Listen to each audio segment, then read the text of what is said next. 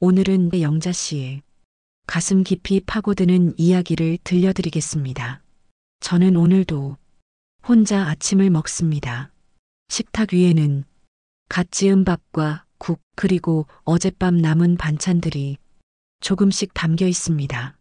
젓가락을 들었지만 맞은편 의자가 텅 비어 있는 게 더 크게 보입니다. 그 자리는 원래 40년을 함께한 남편이 앉던 자리였지요. 밥을 먹다가도 문득 고개를 들면 아직도 그가 앉아 있는 것 같은 착각이 듭니다. 하지만 시선이 닿는 곳은 텅 빈 의자와 조용히 멈춘 벽시계뿐입니다. 남편을 떠나보낸 지 벌써 10년. 그 시간 동안 저는 매일같이 혼자 밥을 먹었습니다.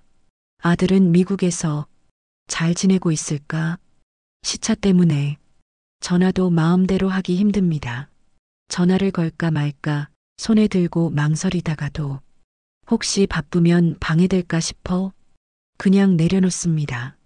딸 미정이는 회사 일에 치여 한 달에 한 번 보기조차 어렵습니다. 엄마, 이번 주말엔 꼭 갈게. 그렇게 약속하지만 대부분은 지키지 못하고 지나갑니다. 저녁 7시 다시 혼자 밥상 앞에 앉습니다. 밖에서는 웃음소리도 들리는데 제 방 안은 고요하기만 합니다.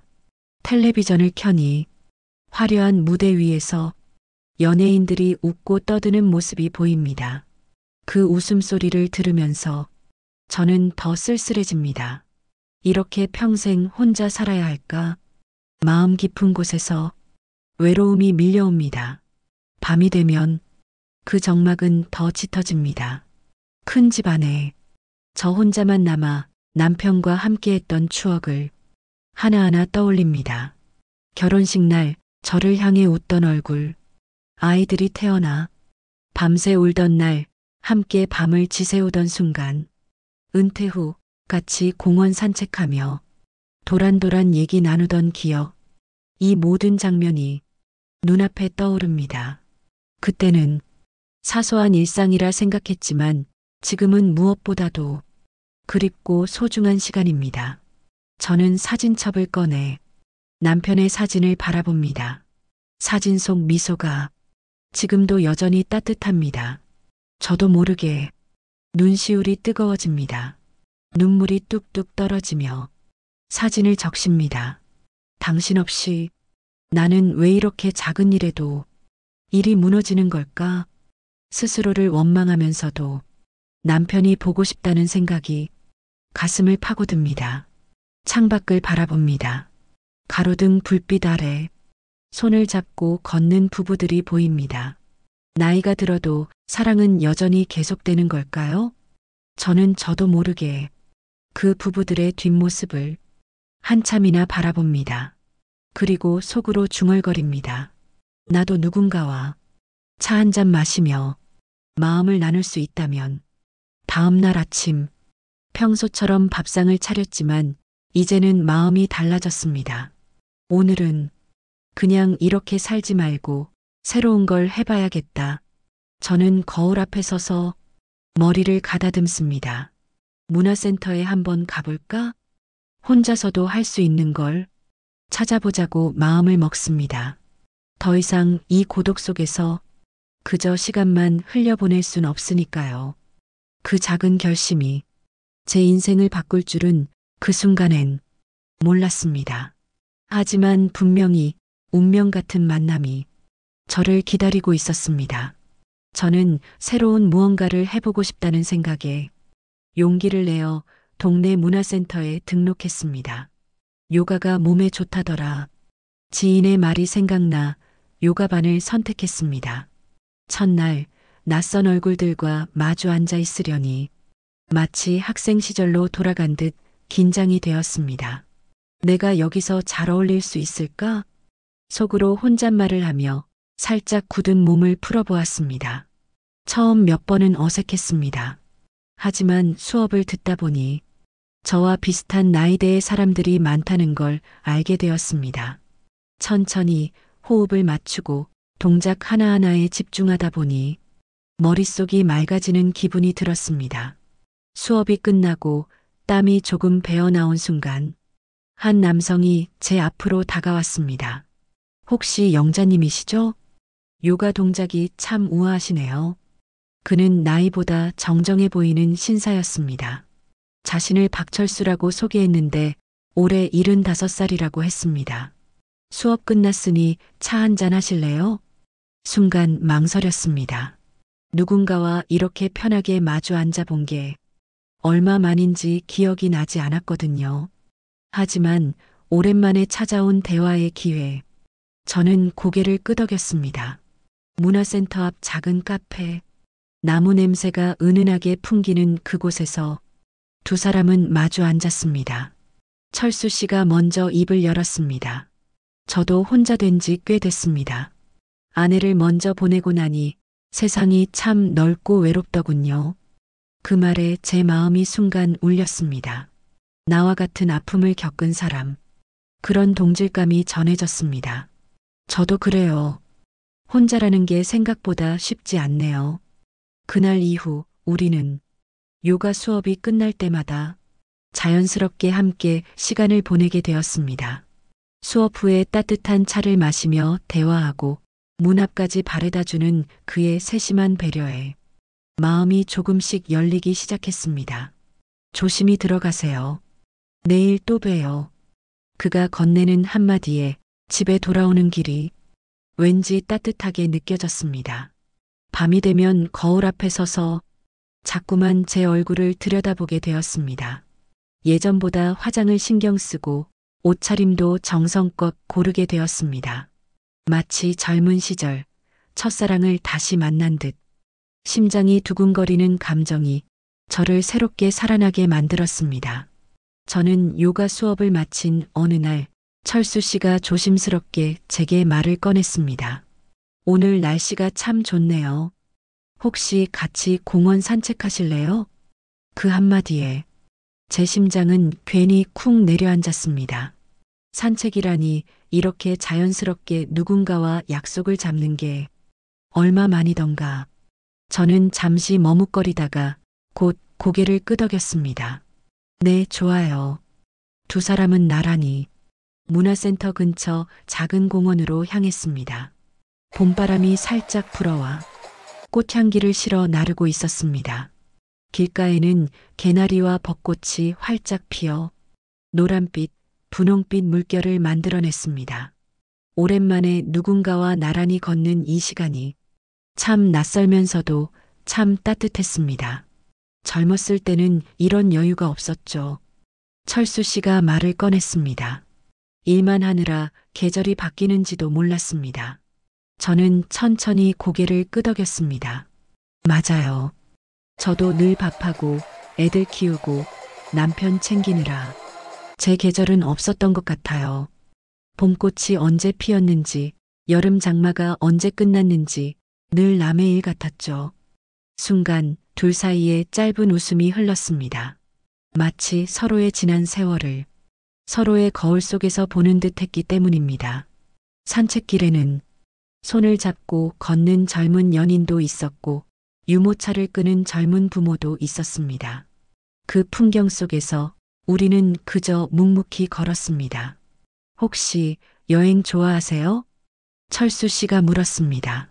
네, 사실 남편이랑 젊었을 때 전라도 바닷가로 여행 간 적이 있는데 그때 본 노을이 아직도 기억나요. 제가 말하자 철수 씨가 눈을 반짝이며 대답했습니다. 저도 그래요. 아내랑 제주도 한라산을 올랐는데 그날 찍었던 사진은 아직도 거실에 걸려 있습니다. 그는 잠시 말을 멈추고 작게 웃었습니다. 지금은 혼자라서 그 사진을 보기가 좀 힘들지만요. 그 말에 제 가슴이 아릿해졌습니다. 저도 그래요. 남편 사진이 아직 거실에 걸려 있는데 그 앞에 서면 괜히 한숨이 나옵니다. 우리는 서로의 상실을 짧은 말로 건넸지만 그 말들은 곧 마음속 깊은 위로가 되었습니다. 벤치 근처에서 잠시 앉아 쉬며 철수 씨는 주머니에서 작은 사탕을 꺼냈습니다. 드셔보세요. 제가 단 거를 좀 좋아해서 항상 갖고 다닙니다. 저는 피식 웃으며 사탕을 받아들었습니다. 달콤한 맛이 입안에 퍼지자 왠지 모르게 마음이 편안해졌습니다. 고맙습니다. 그는 고개를 저으며 말했습니다. 제가 더 고맙죠. 이렇게 같이 있어 주셔서. 순간 저는 심장이 두근거리는 걸 느꼈습니다. 집에 돌아오는 길, 우리는 근처 카페에 잠시 들렀습니다. 카페 사장님이 우리를 힐끗 보더니 장난스레 말했습니다. 두 분 정말 잘 어울리시네요. 마치 신혼부부 같으세요. 저는 얼굴이 확 달아올랐습니다. 당황해서 부정하려 했지만 철수 씨가 먼저 웃으며 받아쳤습니다. 그럼 제가 신랑인가요? 그의 농담 섞인 말에 카페 안은 순간 웃음으로 가득 찼습니다. 집에 돌아와 거울을 보니 제 얼굴은 아직도 달아올라 있었습니다. 오랜만에 느껴보는 이 설렘이 마치 청춘 시절로 돌아간 듯 했습니다. 그날 밤 저는 옷장을 열어보았습니다. 늘 입던 칙칙한 옷 대신 조금 더 화사한 블라우스에 눈길이 갔습니다. 내일은 이걸 입어야겠다. 오랜만에 미래를 계획하는 순간 제 가슴은 다시 뛰기 시작했습니다. 그리고 거울 앞에서 제가 스스로에게 속삭였습니다. 나이 들어도 사랑은 여전히 찾아올 수 있구나. 시간이 흐르면서 저와 철수 씨의 만남은 더 잦아졌습니다. 이제 요가 수업 후에만 보는 게 아니라 주말이면 함께 영화관에도 가고 맛집을 찾아다니기도 했습니다. 늘 혼자이던 제 일상에 누군가와 함께한다는 기쁨이 스며들었지요. 한때는 혼자 먹기 벅찼던 반찬들이 이젠 누군가와 나눌 수 있다는 생각만으로 더 맛있어 보였습니다. 영화 어땠어요? 극장 앞을 나오며 제가 묻자 철수 씨는 장난스레 대답했습니다. 영자 씨가 옆에 있어서 그런지 로맨스 영화가 좀 더 달콤하게 느껴지던걸요. 그 말에 저는 고개를 푹 숙여버렸습니다. 그토록 오랜 세월 잊고 살았던 심장이 다시 뛰는 순간이었으니까요. 그런데 어느 날 철수 씨의 표정이 평소와 달리 무거워 보였습니다. 무슨 일 있으세요? 제가 조심스레 묻자 그는 잠시 뜸을 들이다가 말했습니다. 사실 요즘 병원에 다니고 있어요. 건강이 조금 안 좋아서요. 근데 생각보다 병원비가 많이 나오네요. 저는 순간 말이 막혔습니다. 그의 말투는 담담했지만 그 뒤에 감춰진 무거움이 느껴졌기 때문입니다. 혼자 감당하기 힘드시겠어요. 제가 말을 잇자 철수 씨는 억지로 웃으며 대답했습니다. 아니에요. 괜찮습니다. 살다 보면 다 그런 거죠. 하지만 그의 눈가에는 걱정이 깊게 드리워져 있었습니다. 며칠 뒤 그는 또 다른 고민을 털어놓았습니다. 집주인이 갑자기 집을 비워달라고 하네요. 나이 많은 사람은 새 집 구하기도 쉽지 않은데 저는 듣는 내내 마음이 짠했습니다. 집에 돌아와 혼자 앉아 생각했습니다. 철수 씨가 참 힘드시겠구나. 내가 뭔가 도움이 될 수 있을까? 그 순간 친구 순자의 말이 떠올랐습니다. 영자야, 요즘 나쁜 사람들도 많다. 아무리 좋아 보여도 너무 빨리 마음 주지 마라. 순자의 걱정이 제 귓가를 맴돌았지만 철수 씨의 따뜻한 눈빛을 떠올리면 그런 의심은 부끄럽게만 느껴졌습니다. 아니야, 철수 씨는 그런 분이 아니야. 나와 같은 상처를 가진 사람이잖아. 그날 밤 저는 잠들지 못했습니다. 책상 위 앨범을 펼쳐보니 남편과 함께했던 사진들이 보였습니다. 그때의 따뜻한 시선, 그 손길, 이제는 다시 받을 수 없다는 사실이 서글펐습니다.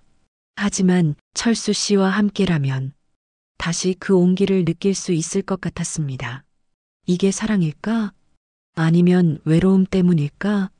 제 마음속에서는 끝없는 질문이 이어졌습니다. 그러나 한 가지는 분명했습니다. 철수 씨의 이야기를 들으면 그의 슬픔이 제 마음에도 스며들었고 그의 웃음은 제 하루를 밝혀주었습니다. 그는 제게 이제 단순한 요가 동료가 아니라 삶의 빈자리를 채워주는 소중한 사람이 되어가고 있었습니다. 저는 결심했습니다. 도와줄 수 있다면 나도 기꺼이 도와야지. 사랑하는 사람을 그냥 두고 볼 수는 없으니까. 그날 밤 저는 오래된 적금 통장을 꺼내 보았습니다. 수십 년간 조금씩 모아온 돈이었지요. 그 통장을 손에 쥔 채 제 가슴은 쿵쿵 뛰었습니다. 이 선택이 옳은 걸까? 순자의 경고가 자꾸 떠올랐지만 제 마음은 이미 정해져 있었습니다. 그래, 사랑하는 사람을 위해 쓰는 게 돈의 진짜 가치 아닐까? 그렇게 저는 돌이킬 수 없는 선택의 문 앞에 한 걸음 더 다가가고 있었습니다. 며칠 전부터 저는 잠을 설칩니다. 새벽이 되면 휴대폰 불빛을 켜보게 됩니다. 혹시나 철수 씨에게서 온 메시지가 있을까 해서요. 괜찮아요. 금방 나아질 겁니다. 그는 늘 이렇게 말합니다. 하지만 그 말 끝에는 늘 짧은 한숨이 붙어 있습니다. 진료비가 또 나왔다는 말, 약값이 생각보다 비싸다는 말, 다음 검사 일정이 당겨졌다는 말. 한 번에 크게 말하지 않습니다. 조금씩, 아주 조금씩, 마치 물이 새는 수도꼭지처럼 티나지 않게 떨어뜨립니다. 저는 마음이 조급해집니다. 도와주고 싶다는 마음이 가슴 앞에서 계속 부딪힙니다. 순자의 말이 떠오릅니다. 영자야, 요즘 나쁜 사람 많다. 진짜 조심해. 그 말이 머릿속을 맴돌지만 철수 씨의 표정을 떠올리면 그 의심이 제 자신을 향하는 것 같아 부끄러워집니다. 다음 날 요가가 끝나고 카페에 앉았습니다. 그는 커피잔을 만지작거리다가 작게 웃습니다. 제가 참 부끄럽네요. 이런 얘기 자꾸 꺼내게 되어서요. 저는 고개를 저었습니다. 저한테는 말씀하셔도 돼요. 서로 기대려고 만나는 거잖아요. 그는 고맙다고 합니다. 그리고 조심스럽게 덧붙입니다. 병원비 일부만 메우면 되는데 다음 달 연금 들어오면 바로 갚을 수 있어요. 근데 그 다음 달까지가 멀게만 느껴져서요. 그는 바로 빌려달라고 말하지 않습니다. 그저 상황을 보여줍니다. 빈칸을 남겨둡니다. 그 빈칸에 제가 스스로 들어가게 만듭니다. 집으로 돌아와 앉아있자니 시간이 엉켜갑니다. 어떻게 해야 오를까요? 저는 장롱 깊숙이 넣어둔 적금 통장을 꺼냅니다. 남편과 함께 모으던 그 통장, 수십 년의 계절이 쌓인 숫자들, 이 돈이 그 사람의 숨을 한 번만이라도 편하게 할 수 있다면 저는 그렇게 스스로를 설득합니다. 첫 번째는 작게 상처가 나지 않을 만큼만 저는 스스로에게 그렇게 약속합니다. 다음 날 은행 창구에서 번호표를 뽑습니다. 대기 14번. 유리창 너머로 창구 직원의 입술이 안녕하세요 라고 움직입니다. 제 입술도 작게 따라 움직입니다. 안녕하세요. 이체 화면에 금액을 적습니다. 손끝이 잠시 멈춥니다. 다시 적습니다. 받는 분 성함과 계좌를 확인해 주세요. 직원의 목소리가 들립니다. 저는 고개를 끄덕입니다. 확인했습니다. 영수증이 좁고 길게 인쇄됩니다. 종이 끝이 손끝을 스칩니다. 가벼운데 묘하게 무겁습니다. 창밖으로 나오자 바람이 볼을 스쳐 지나갑니다. 저는 깊게 숨을 들이쉽니다. 그리고 휴대폰을 켭니다. 조금 보탰어요. 부담 갖지 마세요. 다음 달에 상황 좋아지면 그때 생각해요. 보낸 지 1분도 안 돼요. 답장이 도착합니다. 무슨 말을 해야 할지 모르겠습니다. 제가 꼭 갚겠습니다. 정말 감사합니다. 그날 밤 저는 오랫동안 화면을 꺼두지 못했습니다. 그 사람의 고맙습니다라는 단어가 깨끗한 물처럼 마음을 적십니다. 하지만 그 깨끗한 물 아래 작은 돌멩이 하나가 굴러갑니다. 순자의 말, 딸의 얼굴, 그리고 제 스스로의 망설임. 며칠은 조용했습니다. 그는 여전히 배려 깊었습니다. 먼저 연락하지 않으려 애쓰는 사람처럼 하루 건너 안부를 묻습니다. 오늘은 괜찮으셨어요? 네, 덕분에요. 짧은 문장들 속에서 고마움과 미안함이 오갑니다. 일주일쯤 지났을 때 그는 또 다른 이야기를 꺼냅니다. 집주인이 보증금을 올리자네요. 요즘 다 오른다고 하더라고요. 저는 고개를 끄덕입니다. 우리 동네도 그래요. 관리비도 올랐어요. 그는 웃습니다. 저보다 더 잘 아시네요. 그리고는 말을 덧붙입니다. 참, 이사 얘기가 나와서 그런데 제가 살 곳을 한번 보러 다녔어요. 병원 가까운 곳으로. 근데 계약금을 조금 보태야 해서요. 그는 말끝을 흐립니다. 저는 그 말끝을 붙잡습니다. 계약금 얼마나 모자라요? 그는 제 눈을 피합니다. 말하기가 참 죄송한데요. 이런 얘기 계속 드려서요. 저는 고개를 젓습니다. 괜찮아요. 같이 생각해봐요. 그는 끝내 금액을 말하지 않습니다. 대신 메모장을 보여줍니다. 월세, 관리비, 병원비, 교통비, 그리고 계약금이라고 적힌 칸. 그 빈칸은 숫자가 아니라 제 얼굴을 비춥니다. 그날 저녁 딸 미정이에게 전화가 옵니다. 엄마, 목소리가 피곤하다. 괜찮아.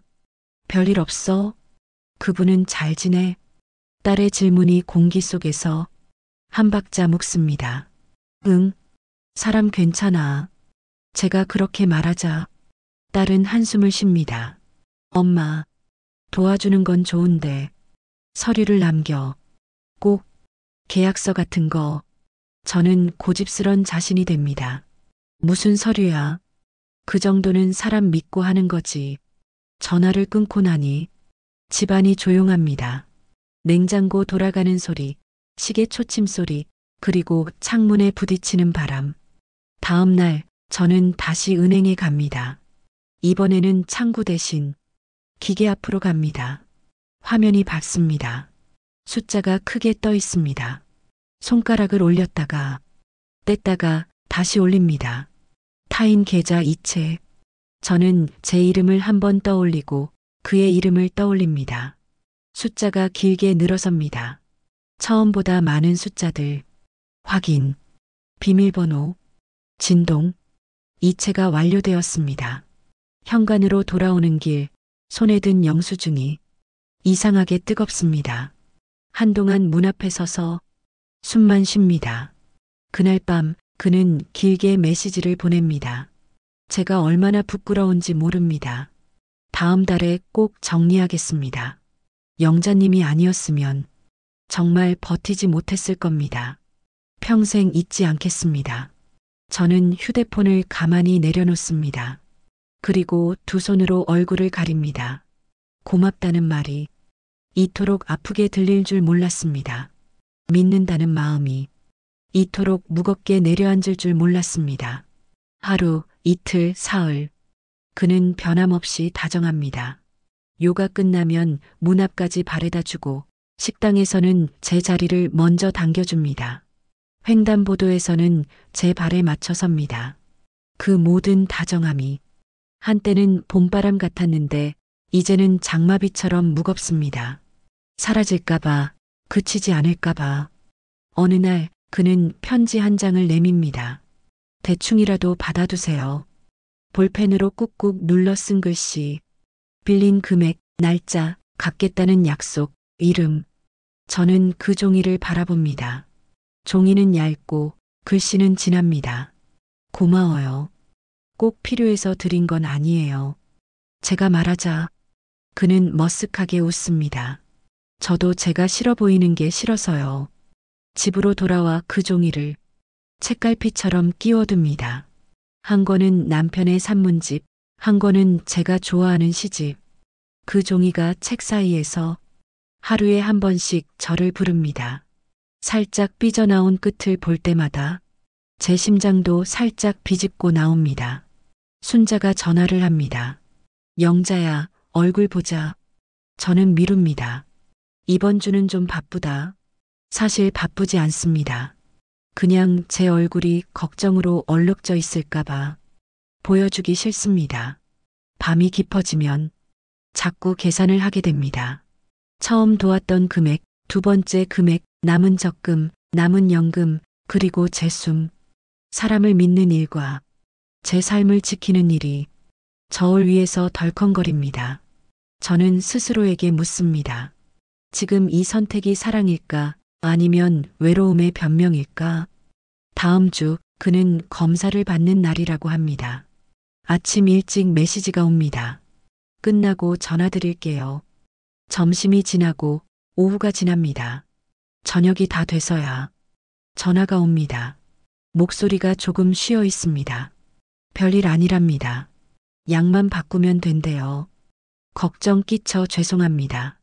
저는 안도의 숨을 쉽니다. 그리고 그 안도 위에 작은 결심을 올려놓습니다. 다시는 무리하지 말자. 이제는 멈추자. 마음속에서 그렇게 다짐합니다. 하지만 다음 문장이 제 입술을 넘어 나옵니다. 뭐 필요한 거 있으면 미루지 말고 말해요. 이제는 진짜로요. 그는 한참을 침묵합니다. 그리고 아주 작은 목소리로 말합니다. 네, 알겠습니다. 전화를 끊고 나면 방안이 조용합니다. 저는 손등으로 눈가를 한번 쓸고 부엌 싱크대에 컵을 올려둡니다. 컵이 살짝 흔들립니다. 물 한 모금이 가장자리에서 넘칠 듯 말 듯 빛납니다. 그 경계 위에 제가 서 있습니다. 사랑과 의심 사이, 도움과 무너짐 사이. 그날 밤 저는 남편의 사진을 꺼내놓습니다. 여보, 내가 잘하고 있는 걸까요? 사진 속 미소는 늘 같지만 오늘은 유난히 멀게 보입니다. 다음 날 그는 아침 일찍 안부를 묻습니다. 어제 고마웠습니다. 오늘은 제가 저녁 대접해도 될까요?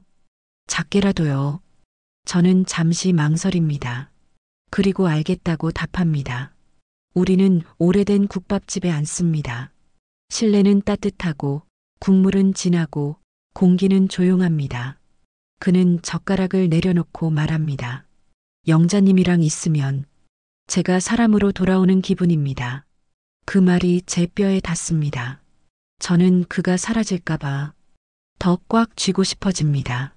그리고 그 마음이 또 다른 빈칸을 만듭니다. 며칠 뒤 그는 아무 말도 꺼내지 않습니다.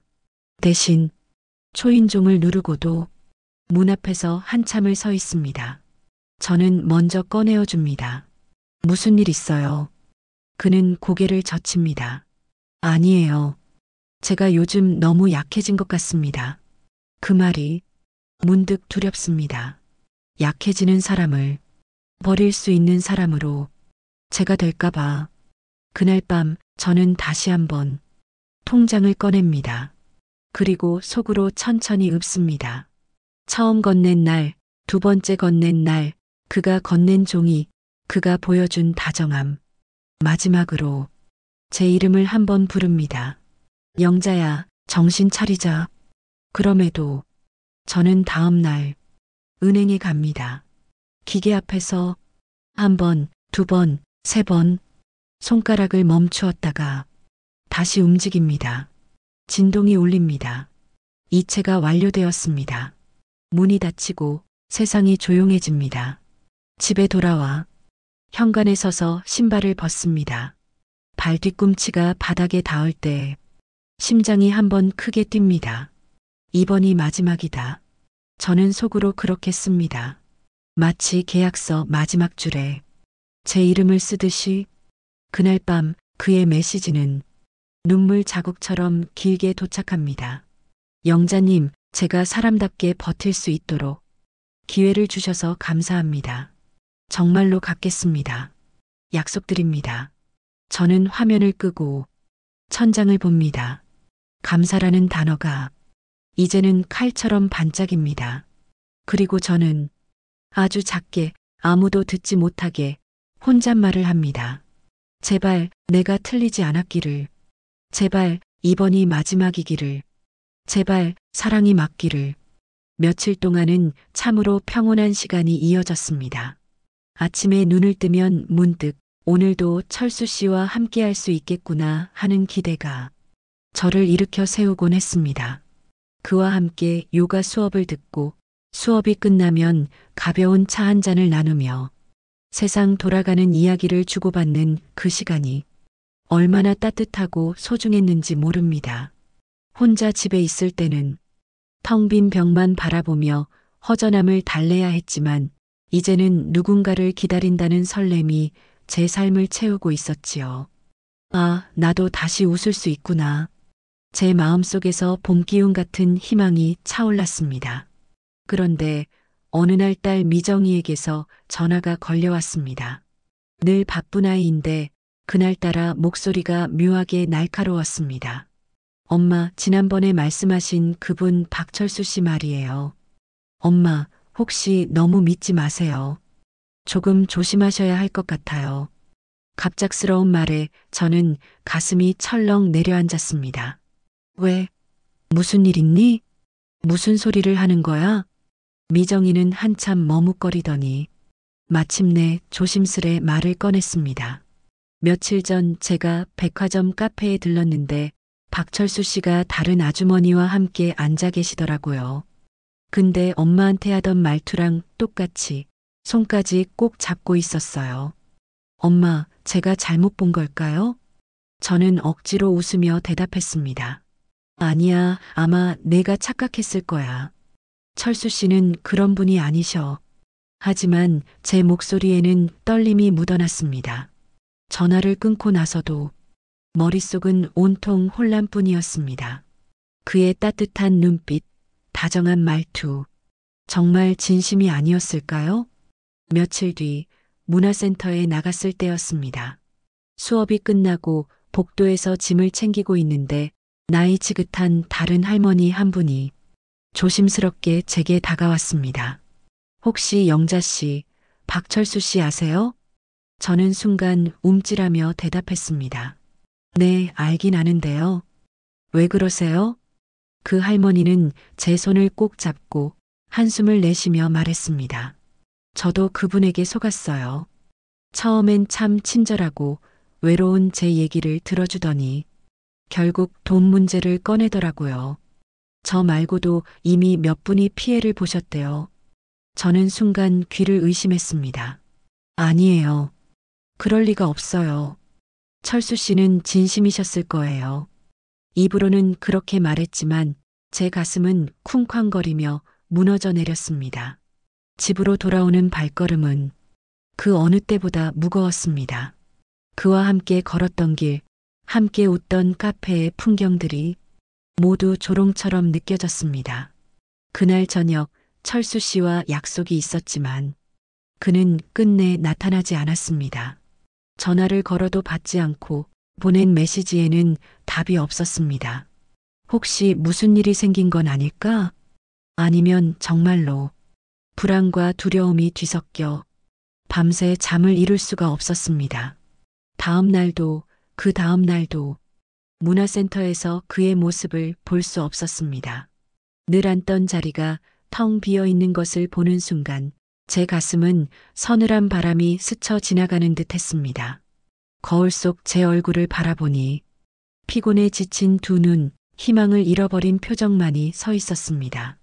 내가 잘못 믿은 걸까? 제 스스로를 책망하며 눈물이 주르르 흘러내렸습니다. 사랑이라 믿었던 그 감정이 차갑디 차가운 배신으로 무너져 내리는 순간 그 상처는 외로움보다 훨씬 깊었습니다. 다시는 누군가를 믿을 수 없을 것 같은 그런 절망이 제 가슴을 가득 채웠습니다. 며칠 동안은 그저 믿고 싶지 않았습니다. 아니야, 오해일 거야. 철수 씨가 그런 분일 리 없어. 스스로에게 수없이 되뇌며 마음을 붙잡으려 했습니다. 하지만 시간이 흐를수록 불안은 점점 더 커졌습니다. 전화는 여전히 받지 않고 보낸 메시지들은 그대로 읽지 않은 표시로 남아 있었습니다. 그의 목소리, 웃던 얼굴을 떠올리려 했지만 머릿속엔 카페에서 다른 여인과 앉아 있었다는 딸의 말이 자꾸 겹쳐졌습니다. 마지막 희망을 붙잡고 문화센터에 나가보았지만 그가 있던 자리엔 낯선 사람들이 앉아 있었습니다. 어쩌면 오늘은 사정이 있었을 거야. 억지로 합리화하며 돌아왔지만 그날 밤도 눈을 감을 수가 없었습니다. 그리고 며칠 뒤 결정적인 순간이 찾아왔습니다. 딸 미정이가 울먹이며 저를 찾아온 겁니다. 손에는 두툼한 서류 봉투가 들려 있었고 그 속에는 탐정이 조사해온 자료가 빼곡히 들어 있었습니다. 엄마, 이제는 사실을 보셔야 해요. 미정은 서류를 제 앞에 꺼내 놓았습니다. 안에는 신분증 사본, 금융 기록, 피해자들의 진술서가 들어 있었습니다. 모두가 가리키는 이름은 같았습니다. 박철수. 그 이름은 존재하지 않았습니다. 다른 지역, 다른 이름, 다른 얼굴로 수없이 반복해서 사람들을 속여온 전형적인 사기꾼이었습니다. 순간 제 손끝이 얼어붙는 것 같았습니다. 숨이 막히고 가슴이 조여왔습니다. 아니야, 그럴 리가 없어. 나한테는 진심이었을 거야. 입술은 그렇게 말했지만 내면 깊숙한 곳에서는 이미 모든 게 무너져 내리고 있었습니다. 딸의 눈에는 눈물이 고여 있었습니다. 엄마, 제발 이제라도 정신 차리세요. 엄마 잘못이 아니에요. 저 사람은 전문적으로 속이는 사람이라고요. 그 말이 위로가 되기는커녕 더 큰 칼이 되어 제 마음을 찔렀습니다. 내가 잘못이 아니라고? 하지만 평생 모아온 돈, 그리고 무엇보다도 내 마음을 건네준 건 분명 나였습니다. 그날 밤 저는 소파에 주저앉아 오랫동안 울었습니다. 눈물이 그치지 않았습니다. 내가 왜 이렇게 어리석었을까? 나이 들어서 판단력까지 흐려진 걸까? 자책이 몰려왔습니다. 수십 년 모아온 적금이 한순간에 사라졌다는 사실보다 더 고통스러운 것은 따로 있었습니다. 그와 함께 웃고, 함께 걷고, 함께 마셨던 그 모든 따뜻한 순간들이 연극이었다는 사실. 배신감이 제 영혼 깊숙이 스며들어 외로움보다 더 깊은 상처를 남겼습니다.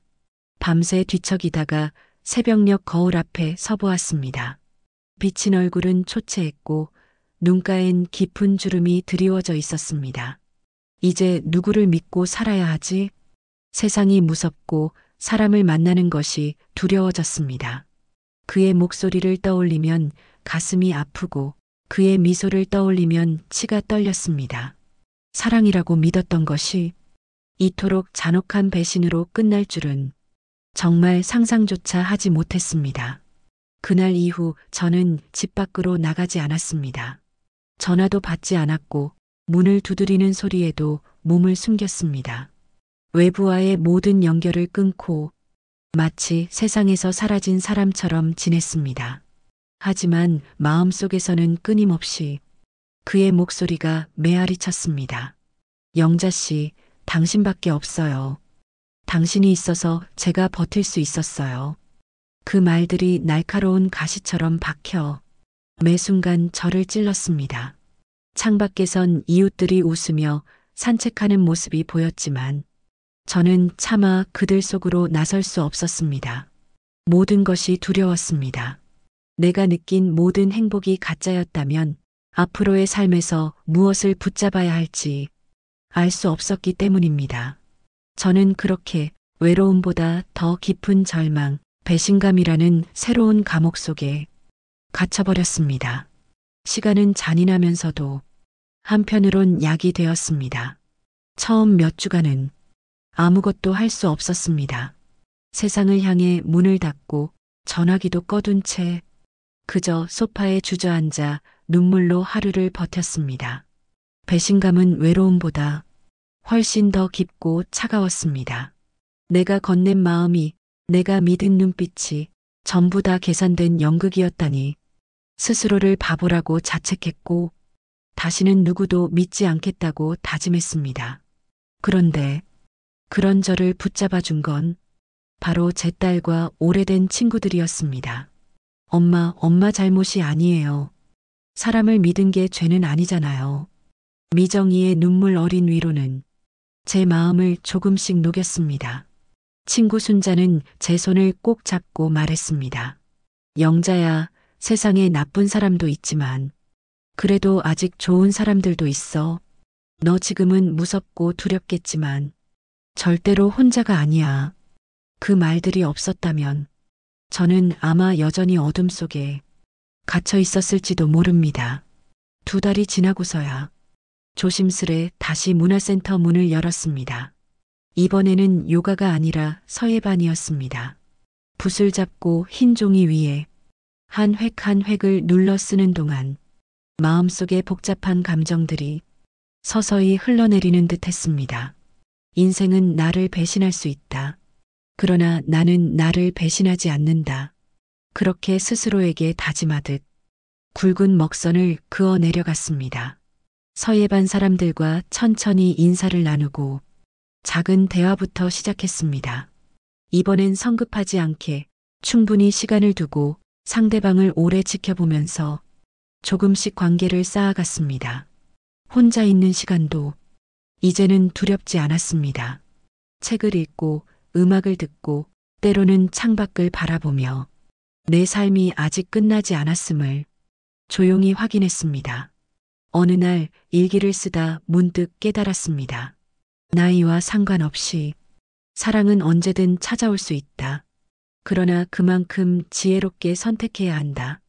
외로움 때문에 마음을 서두르면 그 틈을 파고드는 이들이 분명히 있다. 그 깨달음은 쓰라린 상처가 남긴 가장 값진 선물이었습니다.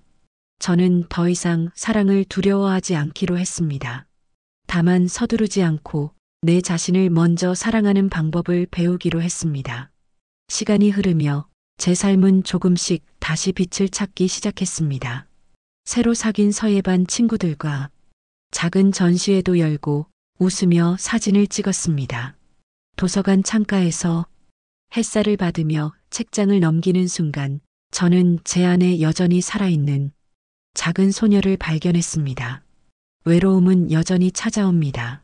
하지만 이제는 압도당하지 않습니다. 차 한 잔을 내려놓고 스스로와 대화하며 그 시간을 따뜻하게 채울 수 있게 되었습니다. 저는 이제 이렇게 말할 수 있습니다.